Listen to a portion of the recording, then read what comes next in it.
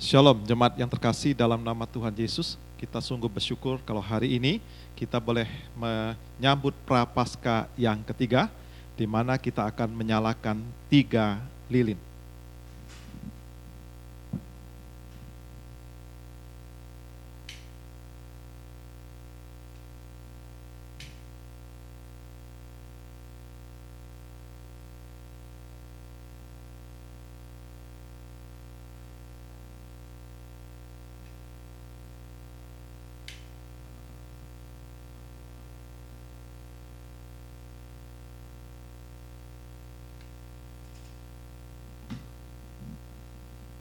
Saya akan membacakan satu bagian firman Tuhan.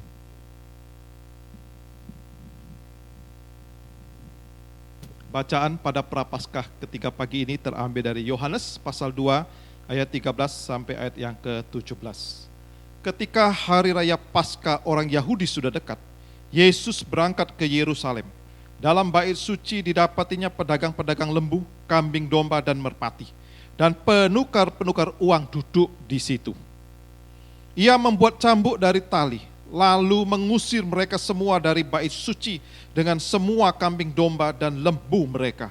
Uang penukar-penukar dihamburkannya ke tanah dan meja-meja mereka dibalikannya. Kepada pedagang-pedagang merpati ia berkata, "Ambil semuanya ini dari sini, jangan kamu membuat rumah Bapakku menjadi tempat berjualan." Maka teringatlah murid-muridnya bahwa ada tertulis, "Cinta untuk rumahmu menghanguskan aku." Jemaat yang terkasih dalam nama Tuhan Yesus, mari kita sungguh-sungguh mempersiapkan hati kita di dalam menyambut Jumat Agung dan Paskah ini. Biarlah setiap lilin dinyalakan. 3 hari ini mengingatkan kita untuk semakin dekat kepada penderitaan dan kebangkitan Yesus. Kita sungguh mempersiapkan hati kita. Biarlah kita sungguh mencintai Tuhan dan mencintai gereja Tuhan secara khusus gereja GKT. Satu hal yang perlu kita sadari, bahwa kita sendiri Bapak Ibu yang terkasih adalah rumah Tuhan, bait Tuhan. Oleh karena itu, mari kita menjaga hidup kita sungguh-sungguh di hadapan Tuhan. Mari kita beribadah dengan penuh sukacita dan penuh ucapan syukur pagi ini. Tuhan memberkati.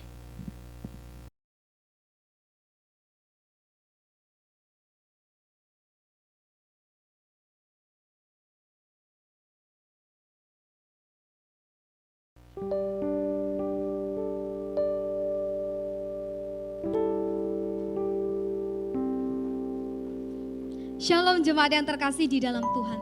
Kita bersyukur dapat punya waktu untuk beribadah kepada Tuhan. Hari ini di mana orang banyak kesulitan beribadah kepada Tuhan, tetapi sampai hari ini Tuhan masih izinkan kita untuk beribadah, itu adalah suatu anugerah.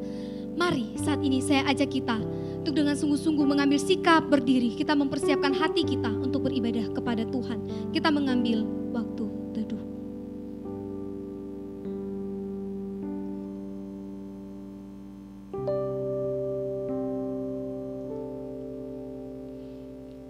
Pertolongan kita adalah datangnya dari Tuhan yang menjadikan langit dan bumi, dan yang tidak pernah meninggalkan hasil perbuatan tangannya. Turunlah atas kita sekalian kasih karunia dan damai sejahtera dari Allah Bapa, Allah Anak, dan Allah Roh Kudus menyertai ibadah kita hari ini. Amin. Firman Tuhan berkata, pada waktu itu datanglah Yesus dari Nazaret di tanah Galilea, dan ia dibaptis di sungai Yordan oleh Yohanes. Pada saat ia keluar dari air, ia melihat langit terkoyak dan roh seperti burung merpati turun ke atasnya. Lalu terdengarlah suara dari surga, "Engkaulah anakku yang kukasihi, kepadamulah aku berkenan bersama-sama. Sebab segala sesuatu adalah dari Dia, dan oleh Dia, dan kepada Dia. Bagi Dialah kemuliaan sampai selama-lamanya."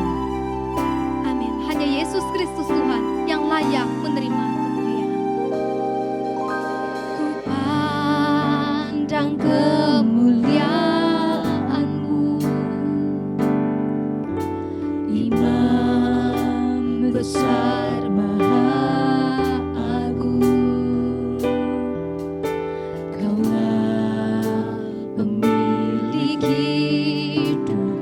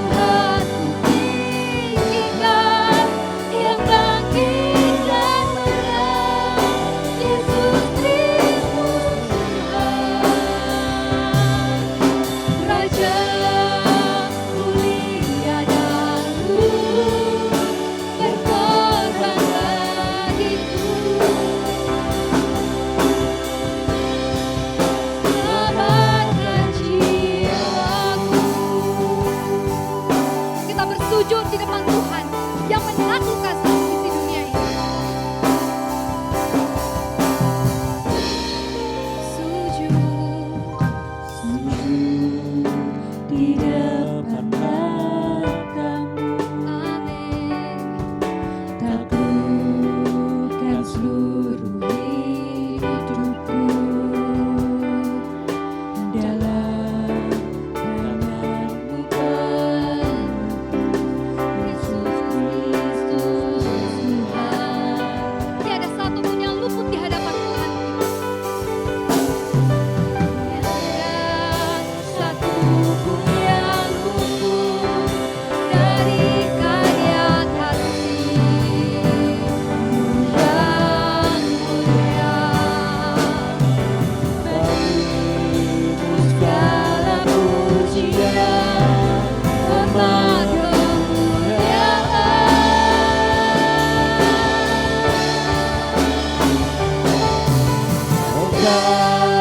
Tuhan tinggikan yang bangkit dan menang, Yesus Kristus Tuhan, Raja mulia dan luhur, berkorban bagiku. Maka jiwaku memuja ya Maka jiwaku memuja, menyembah Sang Raja, Yesus Kristus Tuhan. Tegak sempurna kuasa-Mu, agunglah karya-Mu. Yesus Kristus Tuhan.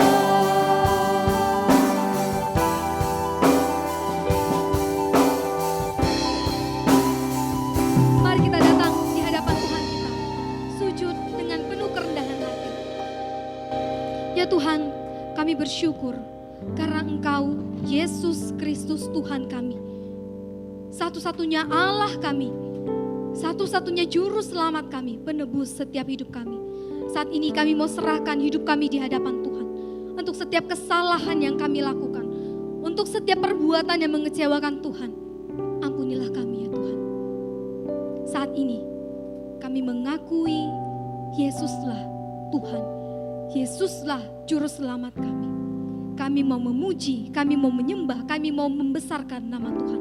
Kiranya setiap penyembahan kami, pujian kami dilayakkan dan diterima oleh Engkau. Di dalam nama Tuhan Yesus kami berdoa dan bersyukur. Amin. Jemaat yang terkasih di dalam Tuhan, setiap orang yang telah mengaku dosa di hadapan Tuhan dengan sungguh-sungguh dan percaya akan pengampunan Tuhan, terimalah berita anugerah Tuhan yang tertulis di dalam Yohanes 1 ayat yang ke-12. Tetapi semua orang yang menerimanya diberinya kuasa untuk menjadi anak-anak Allah, yaitu mereka yang percaya dalam namanya. Amin. Dan oleh sebab itu, sebagai orang yang telah diampuni, mari kita hidup sesuai dengan apa yang dikatakan firman Tuhan di dalam Efesus 5 ayat 1 sampai 2. Kita bacakan bersama. Sebab itu, jadilah penurut-penurut Allah seperti anak-anak yang kekasih, dan hiduplah di dalam kasih, sebagaimana Kristus Yesus juga telah mengasihi kamu dan telah menyerahkan dirinya untuk kita sebagai persembahan dan korban yang harum bagi Allah. Sekali lagi kita bacakan Efesus 5 ayat 1 sampai 2. Sebab itu jadilah penurut-penurut Allah seperti anak-anak yang kekasih, dan hiduplah di dalam kasih, sebagaimana Kristus Yesus juga telah mengasihi kamu dan telah menyerahkan dirinya untuk kita sebagai persembahan dan korban yang harum bagi Allah. Amin. Jemaat disilakan duduk kembali. Bapak Ibu jemaat, Yesus Kristus adalah satu-satunya anak yang diperkenan oleh Allah. Oleh sebab itu, dialah yang dikaruniakan untuk menjadi raja. Dialah raja di atas segala raja. Mari kita bersorak bagi dia dengan menyanyikan pujian, serukan namanya.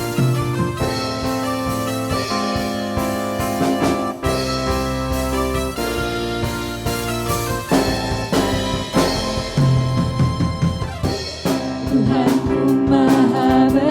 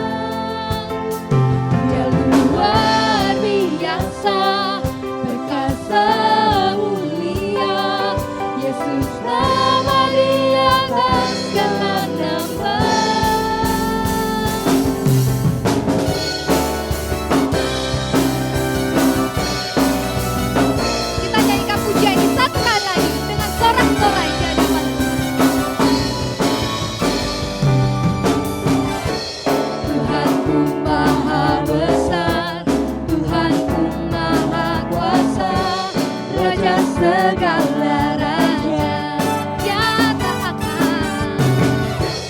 Dia takkan tergoyahkan, dia takkan terkalahkan, dia hidup dan berkuasa. Serukan namanya, Yesus Tuhan Raja, segala kuasa tunduk dalam namanya. Dia luar biasa, perkasa mulia, Yesus nama Dia dan segala nama. Serukan namanya, Yesus Tuhan Raja, segala kuasa tunduk dalam namanya. Dia luar biasa, perkasa mulia, Yesus nama di atas segala nama. Serukan namanya, Yesus Tuhan Raja, segala kuasa tunduk dalam namanya. Dia luar biasa, perkasa mulia, Yesus nama di atas segala nama. Yesus nama di atas segala nama. Yesus nama di atas segala nama. Amin. Yesuslah nama di atas segala nama.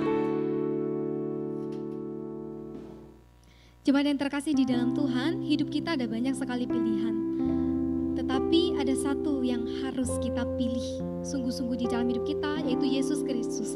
Karena dialah satu-satunya anak tunggal Allah yang mau turun ke dalam dunia untuk menyelamatkan Anda dan saya. Kita nyanyikan pujian ini. Yesus yang kupilih. Yesus yang kupilih, bukan harta, ku milik Yesus, bukan milik harta. Yesus yang kupilih,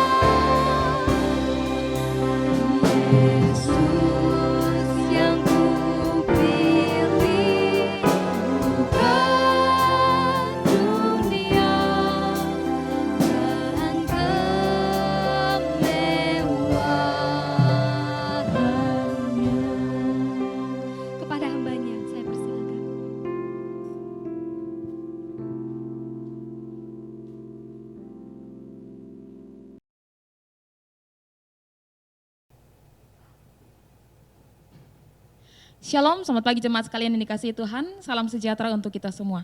Jemaat yang dikasihi Tuhan, kita bersyukur Tuhan berikan kita kesempatan untuk beribadah lagi bersama-sama. Nah, tema firman Tuhan pada hari ini adalah Yesus anak yang diperkenan Allah. Tapi sebelum kita mendengarkan firman Tuhan, mari kita meminta hikmat Tuhan. Tuhan mau sampaikan apa kepada kita setiap kita pagi hari ini sehingga kita mengerti dan memahami firman Tuhan. Mari kita tundukkan kepala, kita berdoa. Tuhan, kami bersyukur untuk kasih setia Tuhan dan pemeliharaan Tuhan bagi setiap kami. Saat ini Tuhan, kami mau untuk membaca, merenungkan firman-Mu. Mohon Tuhan berkati sehingga apa yang kami baca, yang kami renungkan, kami dengar, kami bisa melakukannya dalam kehidupan kami sehari-hari. Berkati hamba-Mu yang akan menyampaikan firman-Mu. Tuhan berkati hamba, hambanya lah alat yang Kau pakai. Biarlah hamba menyampaikannya bukan menurut kehendak hamba, tapi menurut kehendak-Mu yang jadi. Terima kasih Tuhan, kami sampaikan waktu pemberitaan firman Tuhan ini sepenuhnya ke dalam tangan kasih-Mu. Jangan biarkan iblis untuk merenggut sukacita kami, jangan biarkan iblis untuk mengalihkan perhatian kami, tapi kami mau fokus untuk mendengarkan suara manis-Mu. Di dalam nama Yesus kami berdoa, amin. Jemaat yang dikasihi Tuhan, kehidupan kita di dunia ini ada banyak orang atau setiap kita berusaha untuk mengejar yang namanya kesuksesan. Entah kesuksesan seperti apa, kesuksesan yang kita impikan atau yang kita dambakan, kita akan berusaha untuk menggapainya, untuk mendapatkan kesuksesan tersebut. Nah, tetapi sebagai orang percaya, satu hal yang perlu kita ingat dan perlu kita tanamkan adalah kesuksesan hidup di dunia ini yang sesungguhnya adalah ketika kehidupan saya dan kehidupan Bapak Ibu Saudara didapati berkenan di hadapan Allah. Bapak Ibu yang dikasihi Tuhan, hidup kita ini akan menjadi sia-sia kalau hidup kita gak berkenan di hadapan Allah. Walaupun kita punya harta yang berlimpah, kita punya kehidupan yang nyaman dan aman, tapi kalau kita hidup tidak sesuai dengan kehendak Tuhan, tidak berkenan di hadapan Tuhan, maka semua itu akan menjadi sia-sia. Nah, karena suatu waktu nanti saya maupun Bapak Ibu Saudara kita akan menghadap yang namanya tahta pengadilan Kristus. Setiap kita akan diadili dan kita akan mempertanggungjawabkan seluruh kehidupan kita. Nah, di dalam 2 Korintus 5 ayat 9 sampai 10 mengatakan begini, sebab itu juga kami berusaha, baik kami di dalam tubuh ini maupun kami diam di luarnya, supaya kami berkenan kepadanya, sebab kita semua harus menghadap tahta pengadilan Kristus, supaya setiap orang memperoleh apa yang patut diterimanya, sesuai dengan yang dilakukannya dalam hidupnya ini, baik ataupun jahat. Nah, perhatikan kata sebab itu kami berusaha. Sebab itu kami berusaha. Untuk hidup berkenan kepada Allah, kita harus berusaha. Rasul Paulus mengatakan ini karena kita orang percaya itu sudah terbiasa dengan cara hidup kita di dunia ini. Cara hidup yang menurut daging yang membuat kita akhirnya itu tidak sesuai, hidup tidak sesuai dengan yang Allah kehendaki dan hidup kita tidak berkenan di hadapan Allah. Kita menjadi pribadi-pribadi yang tidak berkenan di hadapan Allah. Nah, firman Tuhan katakan bahwa barang siapa yang hidup menurut daging, Roma 8 ayat 8, barang siapa yang hidup menurut daging itu hidupnya tidak akan berkenan di hadapan Allah.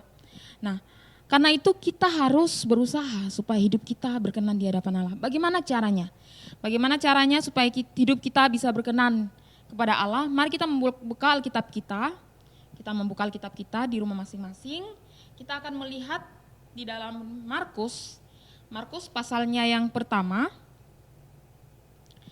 Markus pasalnya yang pertama, ayatnya yang ke-9 hingga ayatnya yang ke-11. Dengan judul perikop Yesus dibaptis Yohanes. Pada waktu itu datanglah Yesus dari Nazaret di tanah Galilea dan ia dibaptis di sungai Yordan oleh Yohanes. Pada saat ia keluar dari air, ia melihat langit terkoyak dan roh seperti burung merpati turun ke atasnya. Lalu terdengarlah suara dari sorga, engkaulah anakku yang kukasihi, kepadamulah aku berkenan. Kita akan belajar dari bagian firman Tuhan ini pagi hari ini, dan kita akan melihat bagaimana cara supaya kita bisa hidup berkenan di hadapan Allah. Markus yang bagian yang saja barusan kita baca ini menjelaskan peristiwa penting tentang pembaptisan Yesus Kristus di Sungai Yordan. Kita perhatikan bagian ini pada saat pembaptisan Yesus di Sungai Yordan itu merupakan suatu peristiwa penting yang mengawali karya pelayanannya Yesus di dunia ini, di muka bumi. Sebab di dalam peristiwa inilah ada peneguhan dari Allah. Ada peneguhan dari Allah di mana Bapa sendiri meneguhkan Yesus bahwa Yesus adalah Mesias yang diutus ke dunia ini untuk menyampaikan kabar baik, kabar sukacita, untuk melakukan karya pembaharuan di muka bumi yang penuh dengan noda dan dosa. Nah, pada teks yang baru saja kita baca ini penulis dengan sangat jelas mengatakan atau menceritakan bahwa tepat pada saat setelah Yesus dibaptis, di ayat 11 ada suara dari sorga yang menyatakan, engkaulah anakku yang kukasihi dan kepadamulah aku berkenan. Nah saudara, mari kita perhatikan bagian ini. Markus mencatat bahwa Allah dengan sendirinya mengklaim bahwa Yesus adalah anak yang dia kasihi dan dia berkenan kepada Yesus, atau Allah berkenan kepada Yesus. Proklamasi Allah ini terjadi setelah Yesus dibaptis. Nah, mengapa Yesus diproklamasikan atau mengapa Allah menyatakan bahwa Yesus adalah anak yang dia kasihi dan diperkenan oleh Allah Bapa? Nah, pasti ada alasannya kenapa Yesus diklaim sebagai anak yang dikasihi dan Yesus dikenan oleh Bapa. Nah, karena itu mari kita perhatikan bersama alasannya dan kiranya sikap dan tindakan Yesus ini menjadi contoh bagi setiap kita agar kita pun diperkenan oleh Allah Bapa. Poin penting pertama, kenapa? Alasannya pertama, kenapa? Karena Yesus memiliki kerendahan hati. Karena Yesus memiliki yang namanya kerendahan hati. Bagian yang baru saja kita baca ini terlihat sangat singkat ya Bapak Ibu. Terlihat sangat singkat dibandingkan teks-teks lain yang terdapat di dalam Injil sinoptik atau Injil-Injil yang lain. Nah, karena itu untuk memahami bagian ini kita perlu untuk melihat konteks sebelum dan konteks sesudah yang baru saja kita baca. Dan kita akan menemukan alasan mengapa Yesus diproklamasikan sebagai anak Allah dan diperkenan oleh Allah. Mari kita perhatikan konteks sebelumnya. Konteks sebelumnya di dalam Markus pasalnya yang pertama, ayatnya yang pertama hingga ayatnya yang ke-8. Markus pasalnya yang pertama, ayat pertama hingga ayatnya yang ke-8. Nah, kalau kita baca bagian ini, terkhususnya kita lihat ada sesuatu yang penting di sana yang akan membantu kita untuk menemukan jawaban kenapa Yesus diperkenan oleh Allah. Kita lihat di dalam ayatnya yang ke-7 sampai ayatnya yang ke-8. Yohanes katakan, inilah yang diberitakannya. Sesudah aku akan datang, ia yang lebih berkuasa daripadaku, membungkuk dan membuka tali kasutnya pun aku tidak layak. Aku membaptis kamu dengan air, tetapi ia akan membaptis kamu dengan Roh Kudus. Yohanes berkata seperti ini karena dia tahu siapa yang akan dia baptis setelah ini. Di dalam Markus memang ada beberapa adegan yang tidak ditampilkan, misalnya pada waktu Yesus datang menghampiri Yohanes untuk dibaptis. Itu tidak dicatat oleh Markus. Tetapi kalau kita lihat dari point of view atau sudut pandangnya Matius, di dalam Matius 3 ayat 14, di sana ketika Yesus datang menghampiri Yohanes untuk meminta dia membaptis Yesus, justru respon Yohanes adalah dia mencegah Yesus dan berkata, akulah yang perlu dibaptis olehmu dan engkau yang datang kepadaku. Mengapa Yohanes mencegah Yesus? Sebab baptisan Yohanes adalah baptisan pertobatan dan Yohanes tahu betul bahwa Yesus adalah anak Allah dan dia merasa dirinya lah yang perlu dibaptis oleh Yesus. Tapi mari kita perhatikan bagian berikutnya. Masih di dalam teks Matius, di dalam berikutnya Yesus katakan, biarlah hal itu terjadi karena demikianlah sepatutnya kita menggenapkan seluruh kehendak Allah. Inilah yang membuat Allah berkenan kepada Yesus selain karena Yesus adalah anak Allah. Allah berkenan terhadap kerendahan hatian Yesus yang rela dibaptis oleh manusia yang penuh dengan kelemahan dan ketidaklayakan. Semua Yesus lakukan hanya karena dia mau melakukan kehendak Allah. Dia mau menggenapkan apa yang Bapa kehendaki.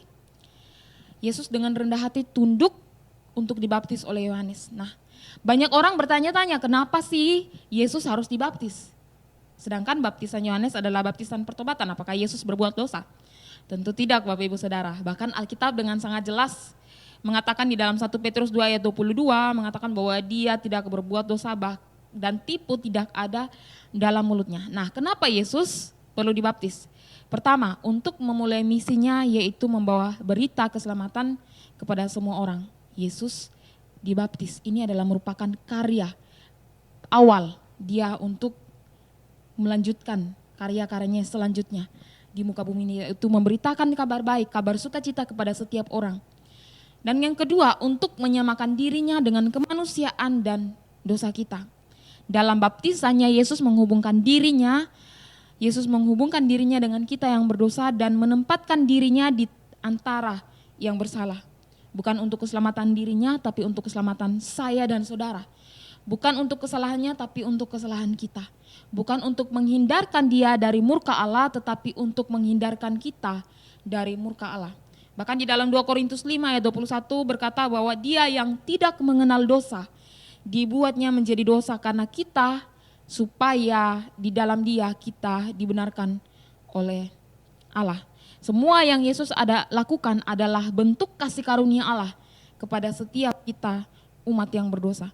Karena kerendahan hatian Yesus inilah kita melihat ada 3 peristiwa penting yang dicatat oleh Markus. Markus fokus pada 3 peristiwa penting setelah Yesus dibaptis untuk menunjukkan bahwa Yesus adalah anak Allah. Yang pertama, langit terkoyak. Di dalam Markus yang sudah kita baca tadi dikatakan bahwa langit terkoyak. Demikianlah Yesus mendapat pembenaran dari sorga sebagai anak Allah. Kemudian yang kedua, roh seperti burung merpati. Jadi jangan salah paham, bukan burung merpati yang hinggap, yang turun ke atasnya, tetapi roh seperti burung merpati. Ini tidak menunjukkan bahwa Yesus kurang keilahian sebelum dia dibaptis. Tapi kedatangan roh ini paling baik dipahami sebagai urapan khusus untuk pelayanan Yesus dan untuk membuktikan pembenaran bahwa dialah atau Yesuslah yang dijanjikan oleh para nabi. Bisa kita lihat di dalam Yesaya 11 ayat 1 hingga ayat yang kedua, nubuat-nubuat para nabi tentang Yesus sendiri. Kemudian yang ketiga ada suara dari surga yang menyatakan bahwa Yesus adalah anak yang dikasihi dan diperkenan oleh Allah. Nah, saudara yang dikasihi Tuhan, kerendahan hatian Yesus ini bahkan dipakai oleh Paulus di dalam Filipi pasal 2 ayatnya yang keempat hingga ayat yang ke-8, di mana Paulus menggunakan potret Yesus yang berkenosis atau yang mengosongkan diri, yang merendahkan dirinya untuk melawan nilai-nilai budaya yang berkembang di dalam masyarakat pada saat itu, khususnya orang-orang Filipi yang menekankan kehormatan dan nilai-nilai sosial, di mana mereka berusaha untuk tampil di atas. Kalau mereka mendapat pengakuan, mereka sangat senang karena itu mereka dikatakan sangat mementingkan diri sendiri. Menguntungkan diri sendiri, hal-hal yang menguntungkan diri sendiri akan mereka lakukan untuk mendapat pengakuan dari pemerintah maupun dari orang-orang sekitar. Akhirnya mereka lupa memperhatikan orang lain. Mereka menghormati orang hanya berdasarkan status sosial. Maka dari itu Paulus menggunakan potret Yesus ini, Paulus katakan Yesus bahkan tidak menganggap kesetaraan dengan Allah sebagai milik yang harus dipertahankan. Tapi dia dengan rendah hati, dia turun ke dunia ini menyamakan diri dengan manusia yang berdosa untuk menanggung setiap kesalahan-kesalahan kita. Karena itu mari kita belajar dari sikap Yesus yang merendahkan diri. Merendahkan diri, dia mau dibaptis oleh manusia biasa, dia mau merendahkan dirinya untuk melakukan apa yang Bapa kehendaki. Menjadi pribadi yang rendah hati memang bukan suatu hal yang mudah. Menjadi pribadi yang mau merendahkan diri memang bukan suatu hal yang mudah karena ego di dalam diri manusia itu sangat tinggi sekali sehingga terkadang kita sulit untuk melakukan hal ini. Manusia pada umumnya itu membutuhkan yang namanya aktualisasi diri. Aktualisasi diri ini sangat berkaitan erat dengan harga diri. Sehingga terkadang di balik semua itu tersimpan ketakutan. Apa jadinya kalau saya ini tidak dihargai oleh orang lain? Apa jadinya jika orang lain tidak mengakui keberadaan saya? Oleh sebab itu kebanyakan orang akan berjuang untuk memperoleh yang namanya pengakuan dengan berbagai cara. Misalnya kekayaan, popularitas, jabatan, pendidikan. prestasi dan lain sebagainya. Supaya harga dirinya itu tetap di atas. Supaya harganya dirinya tetap di atas dan dia tetap mendapat pengakuan. Manusia menjadi sombong dan sulit untuk merendahkan diri serta rendah hati. Nah, itu sikap dan tindakan manusia pada umumnya. Tetapi hari ini kita mau belajar dari satu pribadi. Satu pribadi yang memutarbalikkan konsep kita tentang harga diri dan kebesaran. Tindakan Yesus sudah seharusnya menjadi potret, sudah seharusnya menjadi role model dalam kehidupan kita sebagai orang percaya. Ingat bahwa merendahkan diri itu bukan rendah diri, Bapak Ibu Saudara yang dikasihi Tuhan. Tetapi kita meneladani apa yang sudah Yesus lakukan. Dan Allah berkenan dengan tindakan Yesus yang mau merendahkan diri, tunduk pada kehendak Allah, bukan kehendak dirinya sendiri. Mari miliki sikap ini dimanapun kita berada. Entah di rumah dengan suami kita, entah dengan istri kita, dengan anak-anak kita, dengan orang tua kita. Milikilah sikap kerendahan hati. Milikilah sikap merendahkan diri tidak akan membuat kita menjadi pribadi yang rendah. Merendahkan diri justru akan membuat kita menjadi pribadi-pribadi yang dikenan oleh Allah Bapa. Memang seringkali rasa ego kita lebih besar untuk merendahkan diri. Bahkan untuk meminta maaf saja terasa sulit. Tapi belajarlah dari sikap Yesus. Kalau Yesus mau mempertahankan egonya, kalau Yesus mau tetap egois, saya dan saudara tidak akan pernah mendapatkan, dia akan pernah memperoleh keselamatan. Kalau Yesus tetap mempertahankan egonya. Tapi Yesus melakukan hal yang berbeda. Justru dia merendahkan dirinya, dia mau turun ke dunia ini, menyamakan diri dengan kita, bahkan dia mau mati di atas kayu salib untuk menebus setiap kita dari dosa. Karena itu mari milikilah kerendahan hati, milikilah sikap rendah hati dan merendahkan diri kita. Jangan menjadi pribadi yang sombong, jangan mempertahankan ego, tapi ikutilah teladan Yesus. Kemudian yang kedua, dia memiliki ketaatan. Hal inilah yang membuat Allah berkenan kepada Yesus. Ketaatan Yesus terbukti pada saat ia dibaptis. Dan ketundukan Yesus pada baptisan berfungsi sebagai tindakan ketaatan melakukan kehendak Bapa. Bahkan setelah pembaptisan, kalau kita perhatikan konteks sesudahnya, tadi kita sudah memperhatikan konteks sebelum, sekarang kita perhatikan konteks sesudahnya, yaitu pada saat pencobaan di padang gurun. Pada saat pencobaan di padang gurun, di mana di dalam keilahian dan kemanusiaan Yesus, iblis berusaha membuat Yesus berbuat dosa dengan tidak mentaati Allah. Kalau kita lihat di dalam Markus ini sangat singkat sekali dia tulis. Tapi kalau kita lihat di dalam Injil sinoptik lain seperti Matius, kita akan melihat di sana Matius pasal 4 ayat 1 hingga ayat yang ke-11, di mana iblis mencobai Yesus setelah Yesus berpuasa 40 hari dengan 3 pencobaan. Ada berbagai macam taktik iblis di sana untuk membuat Yesus jatuh. Tetapi Yesus menang dari pencobaan tersebut dan tetap taat kepada Allah. Bagian ini sangat kontras sekali dengan bangsa yang disebut dengan anak Allah.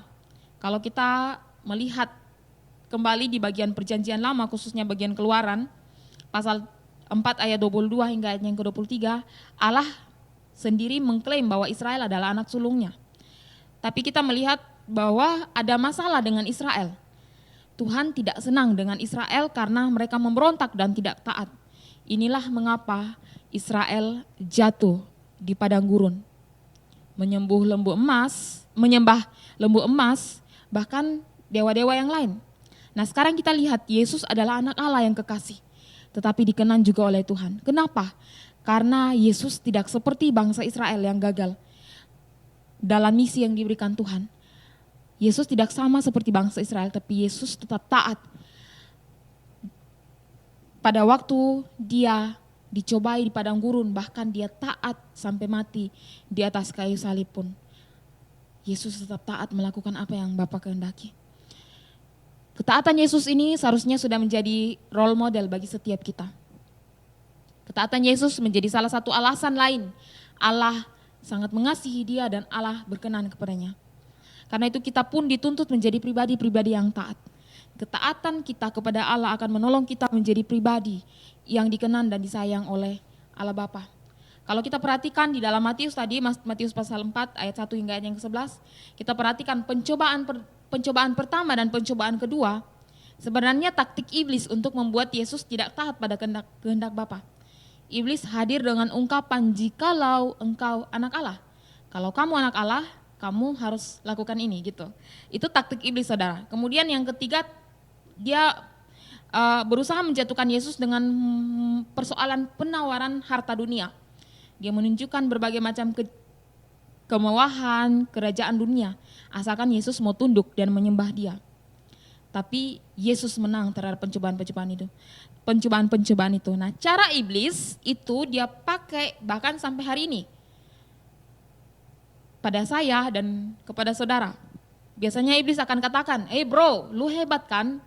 Kalau lu hebat, jikalau kamu hebat, nah cara yang sama seperti yang dia pakai untuk menggoda Yesus. Kalau kamu hebat, kamu hajar dia. Kalau kamu hebat, kamu hajar dia sampai babak belur. Ketika kita mungkin sedang bertengkar dengan orang lain, dia akan menggunakan taktik itu. Kalau kamu bukan pengecut, ayo minum ini 4 botol, 5 botol dan lain sebagainya sampai lu mabuk kalau kamu bukan pengecut. Atau kalau kamu bukan pengecut, ceraikan istrimu dan nikah sama aku. Dan manusia terkadang untuk bangga terhadap dirinya, dia akan oke, aku bukan pengecut. Jadi cara iblis dengan dia untuk menjatuhkan manusia, dia memakai cara. Kalau kamu hebat, kalau kamu bukan pengecut, atau kalau kamu jantan, pakai ekstasi, pakai narkoba, lakukan free sex kalau kamu hebat. Jadi dia akan mencoba mencari titik lemah manusia. Manusia pada umumnya suka dipuji, jadi dia akan mencoba untuk mencari tahu celah di mana kita ingin mendapat pujian, dia akan mencari celah di sana. Oh, orang ini seperti ini. Dia akan mencari celah untuk menjatuhkan kita. Kalau kita perhatikan teks di dalam Matius 4 tadi, iblis hadir pada saat dia tahu Yesus lapar setelah berpuasa 40 hari. Iblis berusaha mencari celah dan menjatuhkan Yesus dengan menawarkan untuk mengubah batu-batu tersebut menjadi roti. Dan sampai hari ini pun iblis menggunakan taktik yang sama.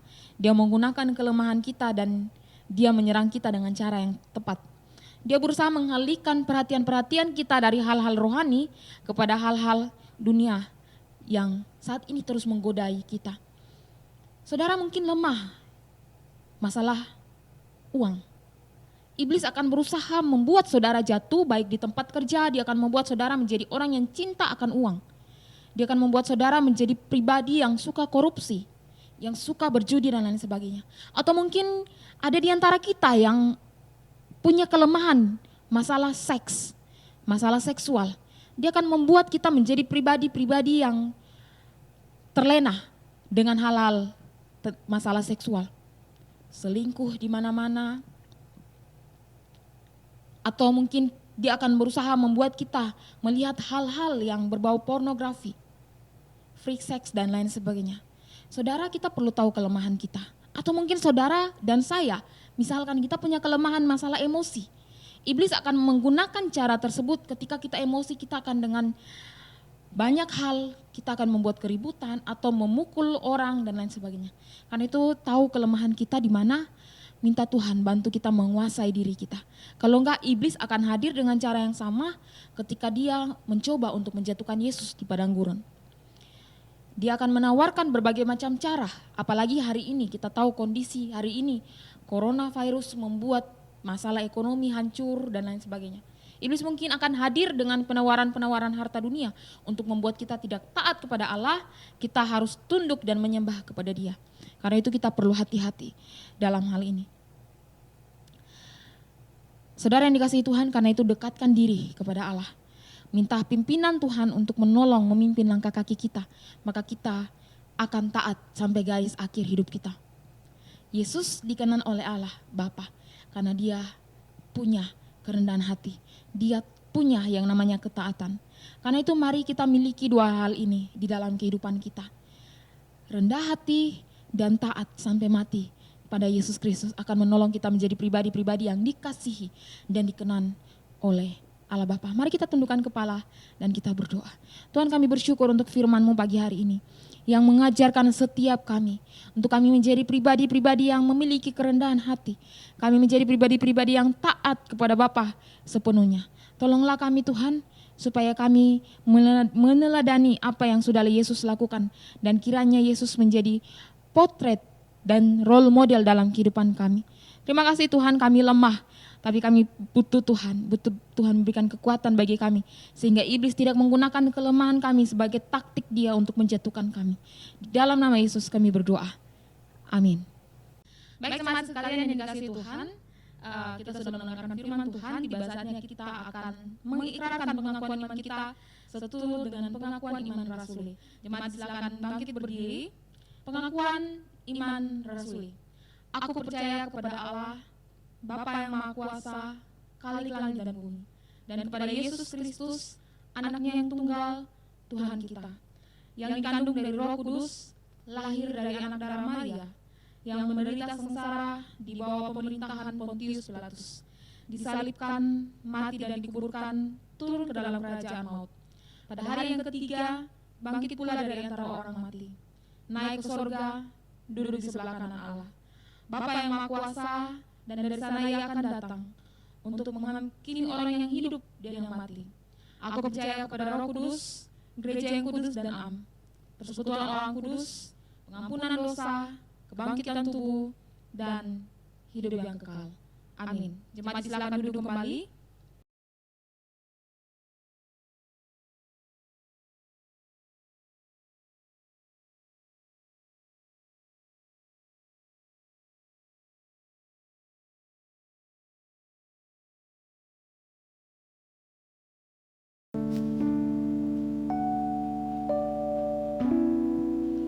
Kita bersyukur telah mendengarkan firman Tuhan. Saatnya bagi kita untuk memberikan yang terbaik bagi Tuhan.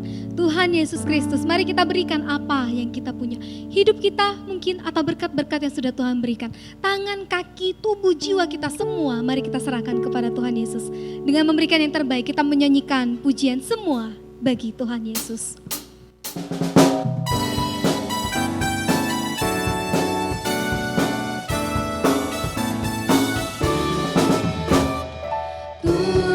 Jiwa kekuatan pada Yesus kuserahkan, hidup yang telah ditebus kuserahkan pada Yesus. Tangan kaki kita serahkan, tangan kaki ku serahkan untuk layani Tuhan.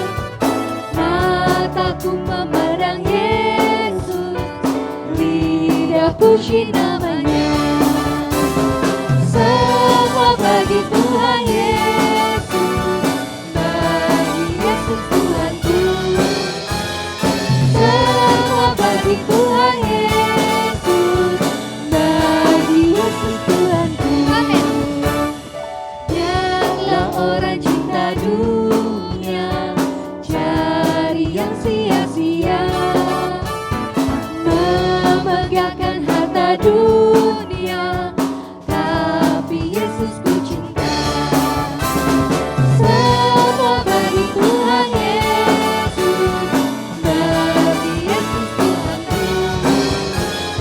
Semua bagi Tuhan Yesus, bagi Yesus semua bagi Tuhan Yesus.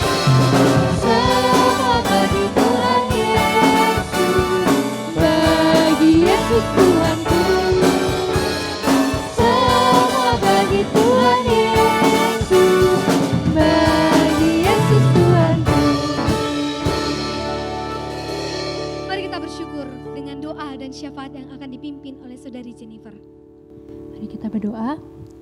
Ya Tuhan, inilah persembahan dari kami ya Tuhan, sebagian dari berkat yang telah Engkau berikan kepada kami ya Tuhan. Kiranya persembahan ini berkenan di hadirat-Mu. Kiranya juga para pengurus yang mengelola ini ya Tuhan, hanya persembahan ini hanyalah untuk kemuliaan nama-Mu saja ya Tuhan tempat ini. Kami juga pada kesempatan ini mau berdoa untuk anak-anak sekolah minggu ya Tuhan, supaya mereka sejak dini, sejak kecil mengenal Engkau, memiliki iman yang teguh di hadirat-Mu ya Tuhan. Semoga juga ya Tuhan kami, para yang lebih dewasa bisa mengajarkan, bisa mengenalkan mereka kepada Tuhan, dan juga menjadi teladan bagi mereka ya Tuhan. Kami juga mau berdoa untuk bencana COVID ya Tuhan, di seluruh dunia saat ini ya Tuhan. Semoga kiranya ya Tuhan Engkau berikan kekuatan juga kepada para tenaga medis yang saat ini bekerja keras ya Tuhan. Semoga kiranya hanya Engkau yang memberikan kekuatan, hanya Engkau ya Tuhan yang juga turut campur tangan untuk masalah COVID ini ya Tuhan agar bisa selesai. Kami serahkan semua doa-doa ini ya Tuhan yang kurang sempurna hanya kehadirat-Mu saja ya Tuhan. Haleluya, amin. Amin.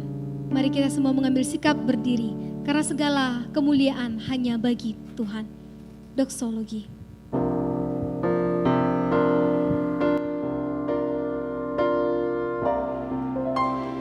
Segala kemuliaan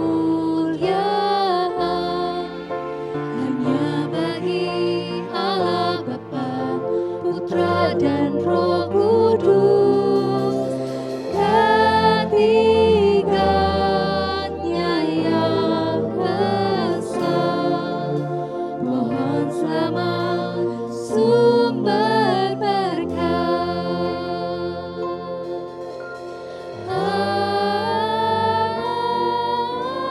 Amin. Berkat oleh Pendeta Hendra.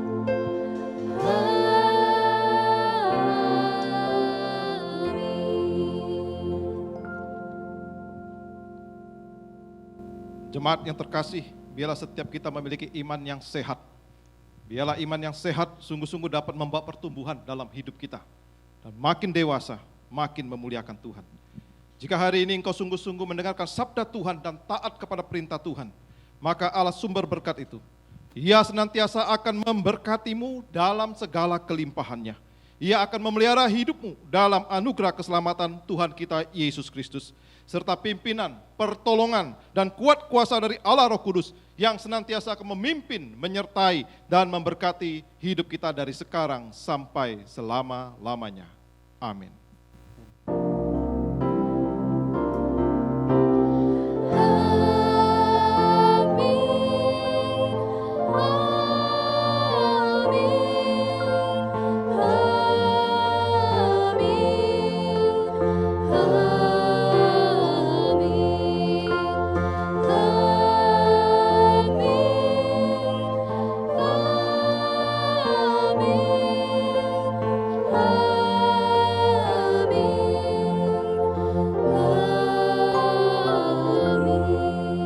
Jemaat disilakan duduk kembali, silakan mengambil waktu teduh.